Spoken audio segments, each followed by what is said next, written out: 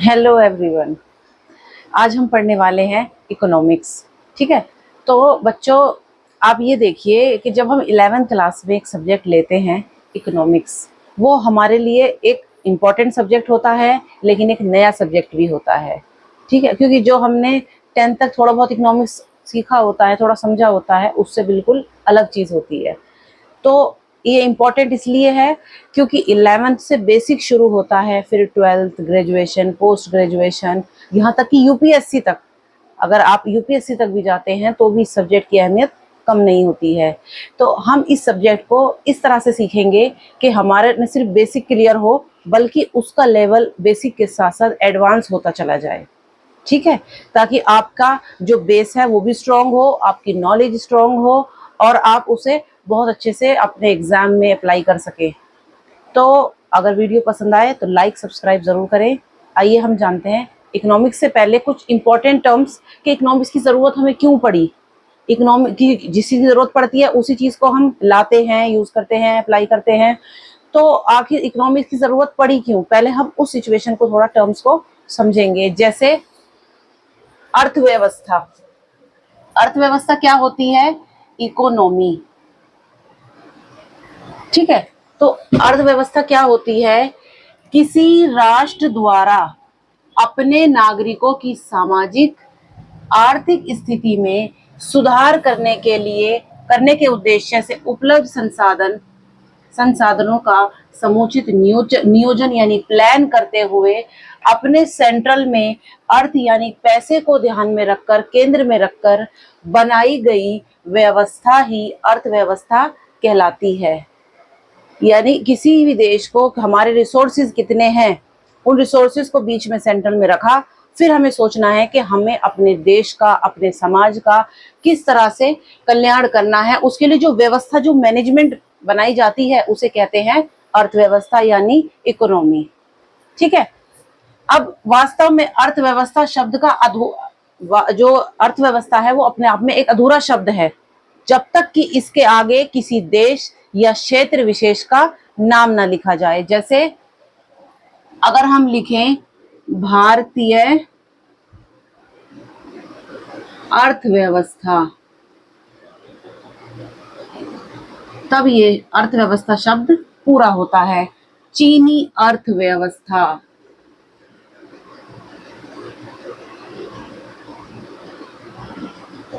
American अर्थव्यवस्था, किसी भी देश की, किसी भी क्षेत्र विशेष का जो की अर्थव्यवस्था है, जब तक उसका नाम नहीं लिखोगे तब तक वो अर्थव्यवस्था शब्द अपने आप में अधूरा रहेगा। फिर अर्थव्यवस्था किसी क्षेत्र विशेष या देश में अर्थशास्त्र, देखिए आया ना इकोनॉमिक्स, अर्थशास्त्र का एक डायनामिक यानी एक गतिशील चित्र है जो किसी विशेष अवधि तक ही सीमित होता है। अगर हम कहें समसामयिक भारतीय अर्थव्यवस्था, तो इसका मतलब होगा कि भारत की वर्तमान सभी आर्थिक गतिविधियों का वर्णन करना। जैसे बोलते हैं ना समसामयिक घटनाएं, यानी जो हाल ही में, जो वर्तमान में घटनाएं हो रही हैं, उन्हें बोलते हैं समसामयिक। ये अर्थव्यवस्था शब्द तो आपने सुना था, लेकिन एक्चुअल में अर्थव्यवस्था, इकोनॉमी होती क्या है वो आपको समझ में आया होगा। तो अभी और समझ में आएगा कि आपकी प्रीवियस नॉलेज इसमें क्या रही है कि अर्थव्यवस्था के 3 क्षेत्र होते हैं। 3 क्षेत्र होते हैं। वो 3 क्षेत्र क्या होते हैं बताएगा कोई? प्राथमिक, द्वितीयक और तीसरा तृतीयक, यानी प्राइमरी सेक्टर, सेकेंडरी और टेरिटरी। प्राइमरी में क्या होता है? जो प्राकृतिक क्रियाएं होती हैं, जैसे कृषि करना, वानिकी करना या पशुपालन करना। और सेकंड में क्या आता है? जो प्राइमरी सेक्टर में आता है उसी को मॉडिफाई कर देना, जैसे विनिर्माण कार्य है। जैसे कृषि से हमने गन्ना लिया, उससे हम चीनी बना देते हैं। हमने वनों से लकड़ी ली, उसका हम फर्नीचर बना देते हैं। तो ये इसमें आता है, मैन्युफैक्चरिंग वाली चीजें आ जाती है। तृतीयक में क्या आता है? जैसे बैंकिंग है, सेवा क्षेत्र, ठीक है। तो ये तीनों आपने आई होप जरूर पढ़े होंगे, नहीं पढ़े तो इसकी एक अलग से हम क्लास लेंगे जो बहुत डिटेल में होगी कि इनका मतलब लेटेस्ट डेटा के साथ में कि अब हमारा प्राइमरी सेक्टर में जीडीपी में कितना इसका योगदान है और इसका जीडीपी में हमारा कितना योगदान है, उसके साथ हम इन तीनों को अलग से पढ़ेंगे। ठीक है। तो अब हम ये जानेंगे कि आर्थिक क्रिया क्या होती है। आर्थिक क्रिया यानी इकोनॉमिक एक्टिविटीज। ठीक है। तो इसमें क्या करते हैं हम, आर्थिक क्रिया वह क्रिया है जिसका संबंध आवश्यकताओं की संतुष्टि के लिए, मतलब हमें अपनी जरूरतें भी पूरी करनी है और इधर देखिए कि इसमें सीमित साधन है। हमेशा याद रखिए कि हमारी आवश्यकताएं तो बढ़ती जा रही हैं लेकिन जो रिसोर्सेज हैं वो तो लिमिटेड हैं, जो नेचुरल चीजें हैं हमारे पास वो लिमिटेड हैं। तो सीमित साधनों के प्रयोग से है क्योंकि संसाधन दुर्लभ हैं। अब ये रिसोर्सेज आर स्कार्स, ये क्या चीज है? इसका मतलब है कि हमारी जो डिमांड है बेशक वो बढ़ रही है लेकिन जो रिसोर्सेज हैं वो क्या है? स्कार्स मतलब दुर्लभ हैं, यानी कि डिमांड के कंपेरेटिवली वो कम है। तो इसे हमें कम रिसोर्सेज को ऐसे मैनेज करना है कि सबकी जरूरतें भी पूरी हो जाएं। ठीक है, सबकी जरूरतें पूरी हो जाए और देखा जाए तो अकॉर्डिंग टू सस्टेनेबल डेवलपमेंट के हिसाब से आने वाली जो पीढ़ियां हैं उनके लिए भी चीजें छोड़नी है। सारी चीजें हमें खत्म करके थोड़ी जानी है, हमारे बच्चे, उनके बच्चे, जो हमारी फ्यूचर जनरेशंस आएंगी उनके लिए क्या छोड़ेंगे हम। तो हमें सिर्फ अपना ही यूज नहीं, ये अब रिसोर्सेज यही रहेंगे। इन्हें कुछ चीजें ऐसी हैं जैसे फॉसिल फ्यूल है, उस बनने में लाखों साल लगेंगे, उसका जो साइंटिफिक प्रोसेस है वो लाखों साल में कंप्लीट होता है। अगर हम सारे सिलेंडर, सारी गैस अभी खत्म करके चले जाएंगे तो हम अपने बच्चों के लिए क्या छोड़ जाएंगे? आप अपने बच्चों के लिए क्या छोड़ कर जाएंगे? ठीक है। तो हमेशा हमारी डिमांड के मुकाबले हमारे रिसोर्सेज स्कार्स है यानी दुर्लभ हैं, इसीलिए चयन की समस्या उत्पन्न होती है। भी आगे वो भी देखेंगे चयन की समस्या क्या होती है। तो दुर्लभता क्या है? दुर्लभता से अभिप्राय यह है कि प्रकृति द्वारा जो मुफ्त, जो रिसोर्सेज, जो वस्तुएं हमें मिली है, जो हमें अवेलेबल है, वो व्यक्ति की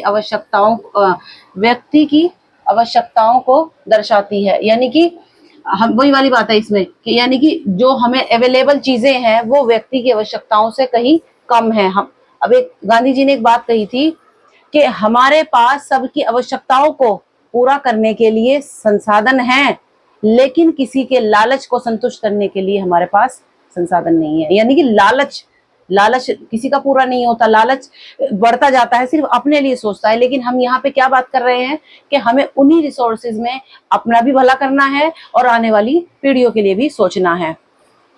आइए अब हम एक टेबल समझते हैं। उस टेबल में हम क्या देखेंगे कि इस टेबल के हिसाब से आपको कुछ टर्म समझ में आएंगी। देखिए, जैसे कि आर्थिक क्रियाओं के प्रकार, आर्थिक क्रियाओं के प्रकार। एक बात और बच्चों, कुछ टर्म्स ऐसी हैं जो हिंदी मीडियम वाले हैं उनके लिए अगर मैं बात करूं, जो इंग्लिश मीडियम वाले वो तो फुल इंग्लिश में सीखेंगे, अच्छी बात है। लेकिन जो हिंदी मीडियम वाले हैं वो भी ये नहीं सोचे कि हम सिर्फ हिंदी में सीखेंगे, क्योंकि अगर इकोनॉमिक्स आप कम से कम 50% इंग्लिश में नहीं पढ़ते हैं तो आपको समझ में नहीं आएगी। क्योंकि कुछ टर्म्स ऐसी हैं, अभी जब आप स्टैटिक्स करेंगे तो स्टैटिक्स में क्या है, कुछ टर्म्स ऐसी आएंगी जिनके हिंदी में 3-4 नाम होंगे। अब एक ही टर्म को आप 4 नाम याद करेंगे, हो सकता है वहां पे पेपर में कोई 5वीं टर्म हिंदी में लिख दें। उससे बेहतर है कि आप एक टर्म इंग्लिश में याद कर लें, कोई एक जो आपको आसान लगे, एक हिंदी में और उसको इंग्लिश में जरूर याद करें। इससे क्या होगा कि आप अगर सोचेंगे आपने ये वाली हिंदी की टर्म याद करी, पता चला है यहाँ से इन तीनों में से कोई सी एक आ गई, आप कहेंगे ये तो मैंने पढ़ा ही नहीं है। लेकिन जैसे ही आपको वो टर्म, एक टर्म याद होगी, आप फौरन उसका इंग्लिश ट्रांसलेशन जैसे क्वेश्चन पेपर में चेक करेंगे, आपको समझ में आ जाएगा, हाँ ये तो मुझे मालूम है। आई बात समझ में? तो इसीलिए ये नहीं सोचे कि हमें इंग्लिश में नहीं, इंग्लिश इकोनॉमिक्स आपको कम से कम 50% इंग्लिश में ही सीखनी पड़ेगी। हिंदी में एक टर्म और इंग्लिश में, दोनों में चलिए। तो आर्थिक क्रियाओं के प्रकार इस तरह देखिए, इसके अगर हम आर्थिक क्रियाओं के प्रकार की बात करते हैं तो आर्थिक क्रियाओं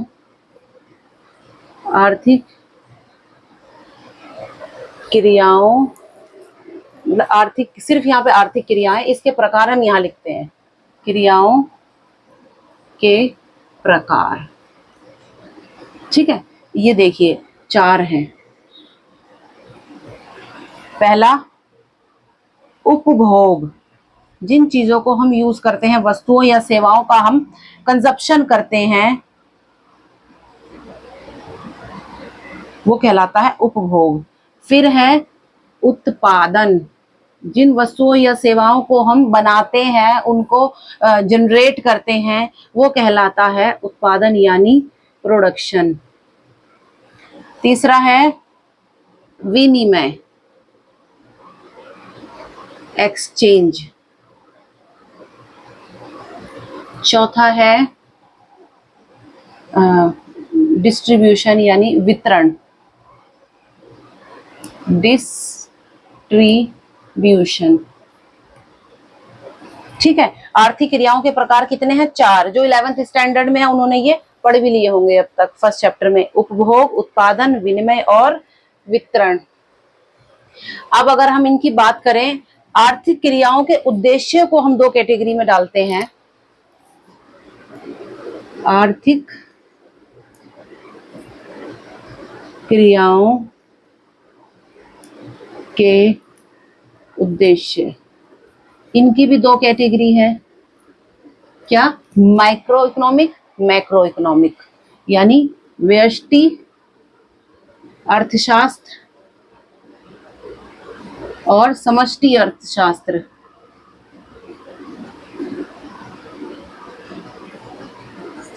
इसे क्या बोलते हैं? माइक्रो इकोनॉमिक और इसे मैक्रो इकोनॉमिक। ठीक है, आर्थिक क्रियाओं के उद्देश्य भी हैं ये। अभी हम अर्थशास्त्र पे, इकोनॉमिक्स पे पहुंचने वाले हैं। ये ही दोनों अर्थशास्त्र यानी इकोनॉमिक्स की 2 ब्रांच भी हैं। ठीक है, अब आगे देखते हैं। अब हम इनको आगे एक्सप्लेन करेंगे। अभी आप इसको दिमाग में रखिए कि आर्थिक क्रियाओं से यहाँ तक हम पहुंचे हैं। पहले अर्थव्यवस्था जानी, फिर आर्थिक क्रिया क्या होती है अर्थव्यवस्था में, फिर आर्थिक क्रिया के प्रकार 4 होते हैं, आर्थिक क्रिया के उद्देश्य 2 कैटेगरी होती है और यही अर्थशास्त्र की ब्रांच भी है।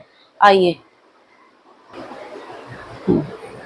तो अब हमने अर्थव्यवस्था जान लिया, अब हमने आर्थिक क्रिया भी जान लिया, अब हम पहुंचे हैं अर्थशास्त्र यानी इकोनॉमिक्स।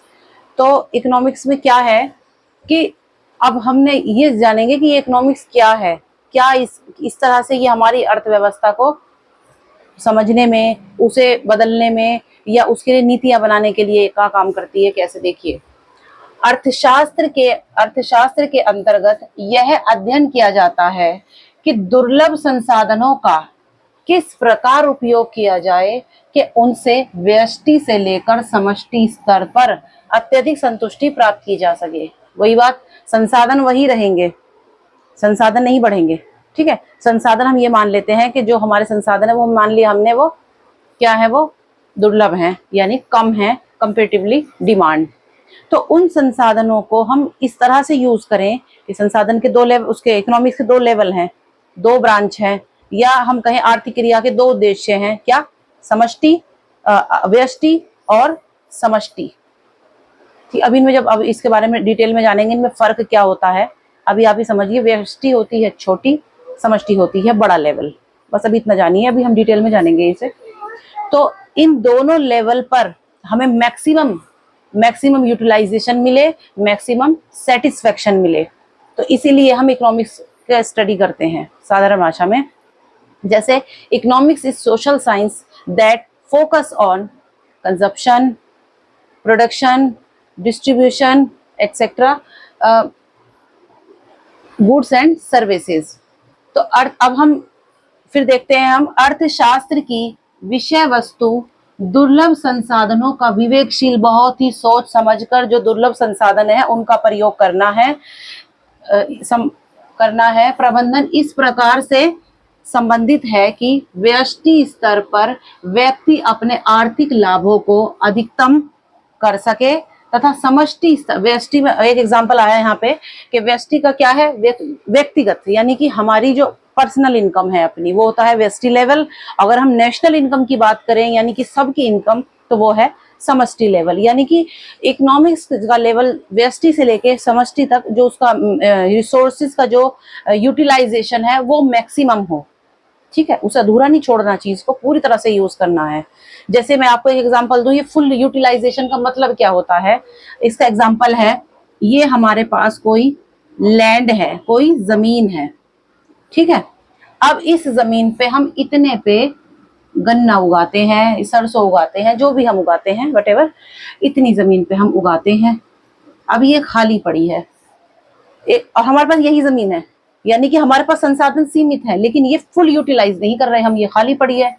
इसको हम यहाँ पे हम कुछ और अनाज उगा सकते हैं। अगर अनाज नहीं उगाना चाहते, यहाँ पे हम पेड़ लगा सकते हैं। पेड़ नहीं लगा सकते तो यहाँ पे घर बना के हम रेंट पे दे सकते हैं। आई समझ में? यानी कि इस जमीन को हमें यूज करना है, यूज नहीं कर रहे तो ये फुल यूटिलाइजेशन नहीं है हमारे रिसोर्स का। तो यानी कि जितने भी हमारे रिसोर्सेज हैं उनका फुल यूटिलाइजेशन किस तरह से हो कि हमारी मैक्सिमम जो जरूरतें हैं वो पूरी हो जाए और हमारा जो मैक्सिमम हमारा डेवलपमेंट हो। ठीक है, आगे देखिए, ये साधारण शब्दों में अर्थशास्त्र है। अर्थशास्त्र आखिर क्या है कि हम अपने संसाधनों को किस तरह से फुल यूटिलाइज कर सकते हैं, ये उसका स्टडी है। ठीक है, अब इसको अगर हम अब स्टैंडर्ड, जब हम एडवांस लेवल की बात करते हैं तो हमें चीजों को सबूत देने होते हैं कि आखिर अर्थशास्त्र, ये तो हुआ साधारण शब्दों में, अर्थशास्त्र से आप क्या समझते हो आराम से लिखिए। लेकिन अगर ये पूछा जाए कि अर्थशास्त्र अर्थशास्त्र एडम स्मिथ के हिसाब से क्या है, एडम स्मिथ बहुत इंपॉर्टेंट व्यक्ति है। क्यों इंपॉर्टेंट है? क्योंकि इन्हें अर्थशास्त्र का जनक माना जाता है।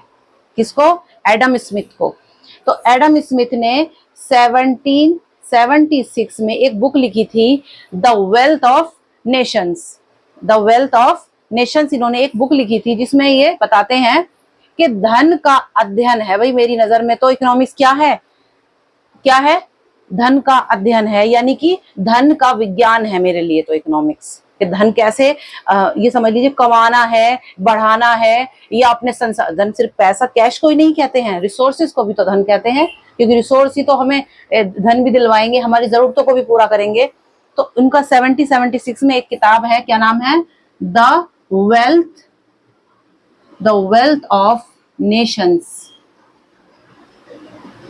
उसमें इन्होंने क्या बोला है कि एडम स्मिथ जो व्यक्ति है, इस आदमी ने क्या बोला कि अर्थशास्त्र मेरी नजर में धन का विज्ञान है। क्वेश्चन बनता है, धन का विज्ञान है अर्थशास्त्र, कौन से अर्थशास्त्री कहते हैं? तो आपको मालूम होना चाहिए एडम स्मिथ। ऑप्शन भी पहचान जाएंगे आप, एक नंबर का आंसर है तो भी ठीक हो जाएगा। उनकी किताब कब लिखी गई है और कौन सी किताब है?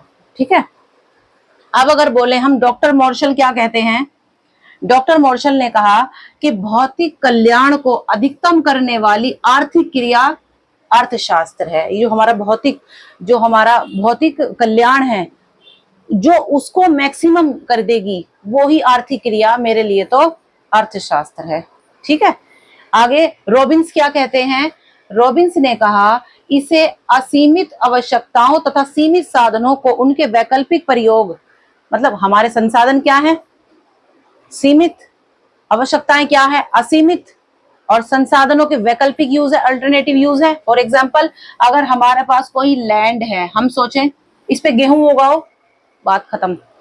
लेकिन अब जमीन इतनी है, इस पे हमें गेहूं भी चाहिए, सरसों भी चाहिए, गन्ने भी चाहिए, घर भी बनाने हैं, पेड़ भी लगाने हैं, फैक्ट्री भी लगानी है। ठीक है, यानी कि यहाँ पे प्रॉब्लम आती है कि हम पहले कौन सा काम करें, कौन से काम को पड़ोसी के लिए छोड़ दें। आई बात समझ में? तो यानी कि हमारे सिर्फ संसाधन लिमिटेड नहीं है, उनके अल्टरनेटिव यूज भी है। यानी कि एक ही चीज है और उसको तुम्हें 10 तरीके से यूज भी करना है। तो वहां पे चयन की समस्या आती है कि पहले किसको करें, किसको बाद के लिए छोड़ दें। तो इन्होंने क्या कहा? असीमित आवश्यकताओं और सीमित साधन व उनके वैकल्पिक प्रयोगों के चुनाव की समस्या, इनकी नजर में अर्थशास्त्र क्या, चुनाव की समस्या है। पहले क्या करें, बाद में क्या करें, किसको छोड़ दें, किसको हम करें, चयन की समस्या। अगर हम ये बात करें, अब आप देखिए, अगर आपको अपना आंसर बिल्कुल पावरफुल तरीके से लिखना है तो पहले साधारण शब्दों में अर्थशास्त्र क्या है, इंट्रोडक्शन दीजिए। फिर लिखिए अर्थशास्त्र की परिभाषाएं या परिभाषा। अगर ज्यादा टफ लेवल से नहीं पूछा है तो वो परिभाषा पूछ रहा है, तो इनमें से जो भी आपको याद हो, एक तो आपको याद करनी पड़ेगी, वो लिख दीजिए। अगर आप तीनों याद कर सकते हैं तो आपका एडवांस लेवल हो जाएगा। कैसे, एडम स्मिथ के हिसाब से पूछेगा तो भी आपको मालूम है, मार्शल के हिसाब से पूछेगा तो भी, और रॉबिन्स के हिसाब से भी पता है। वो हो सकता है नाम आपसे ही पूछ ले कि धन का विज्ञान कौन सा अर्थशास्त्री ने माना है, तो आपको मालूम होना चाहिए एडम स्मिथ। ठीक है, अगर आप बिल्कुल इसे इस तरीके से याद कर लेंगे तो आपका बहुत अच्छा आंसर तैयार हो जाएगा। अब हम ये जानेंगे कि अर्थव्यवस्था और अर्थशास्त्र यानी इकोनॉमी और इकोनॉमिक्स में क्या संबंध है। आइए, अर्थशास्त्र और अर्थव्यवस्था के बीच संबंध सामान्य रूप से सिद्धांत और अभ्यास के रूप में देखा जाता है। इसका मतलब क्या हुआ, जो इकोनॉमिक्स है वो सिद्धांत और नियम बनाती है, और वो नियम कहाँ पे इम्प्लीमेंट किए जाते हैं, अर्थव्यवस्था में। ठीक है, जैसे अर्थशास्त्र में आर्थिक गतिविधियों से संबंधित सिद्धांत बनाए जाते हैं, नियम बनाए जाते हैं, वर्णन किया होता है, जबकि अर्थव्यवस्था में इन्हीं सिद्धांतों का व्यवहारिक यानी प्रैक्टिकल जो यूज होता है वो अर्थव्यवस्था में किया जाता है। साधारण सी बात यही कि सिद्धांत नियम वगैरह जो बताए जाते हैं कि ये होना चाहिए, जमीन को इस हिसाब से करो, आप इतनी % ये करना चाहिए, तो ये सब किस में बताया जाएगा, अर्थव्यवस्था के हिसाब से जो नियम बनाए जाएंगे वो इकोनॉमिक्स में बनाए जाएंगे, और इम्प्लीमेंटेशन कहाँ होगा, अर्थव्यवस्था में। ठीक है, आर्थिक सिद्धांतों एवं नियमों की वास्तविक परख अर्थव्यवस्था में ही मिलती है। अब हमने नियम बनाकर छोड़ दिया कोई, ठीक है, कि इसकी इतनी डिमांड हो रही है तो ये चीज हमें ऐसे बनानी पड़ेगी। ठीक है, तो यानी कि अब हमने क्या नियम बनाए हैं वो हमें कहाँ पे पता चलेंगे, इकोनॉमिक्स, इकोनॉमी क्या होता है, अर्थव्यवस्था। यहाँ पे पता चलेगा जब हम जाकर देखेंगे कि जमीन पे किस तरह से कितना प्रोडक्शन हो रहा है, किस चीज का प्रोडक्शन हो रहा है, जो जमीन खाली पड़ी थी उसका क्या यूज हुआ ताकि मैक्सिमम यूज हो सके। ठीक है, तो ये जब अर्थव्यवस्था को देखने पर हमें पता चलेगा कि हमारे यहाँ पे इकोनॉमिक्स किस तरह से काम कर रहा है। सिर्फ नियमों से पता नहीं चलेगा, इम्प्लीमेंट किस तरह से हुआ है, और इम्प्लीमेंट कहाँ पर होगा, अर्थव्यवस्था में। तो दोनों में आपस में संबंध है। किस चीज का, यहाँ बताया गया है इन दोनों के बीच में सामान्य रूप से सिद्धांत और अभ्यास का। सिद्धांत होगा इकोनॉमिक्स में और अभ्यास होगा, कहाँ होगा अभ्यास, अर्थव्यवस्था में। ठीक है, अब हम इस क्लास को यहीं खत्म करते हैं, मिलते हैं नेक्स्ट क्लास में इसके आगे बहुत सारी जानकारी के साथ। जब तक बने रहिए हमारे साथ, इस सबको पढ़ेंगे आप तभी आगे का आपको समझ में आएगा। और वीडियो पसंद आई हो तो लाइक कीजिए, सब्सक्राइब कीजिए।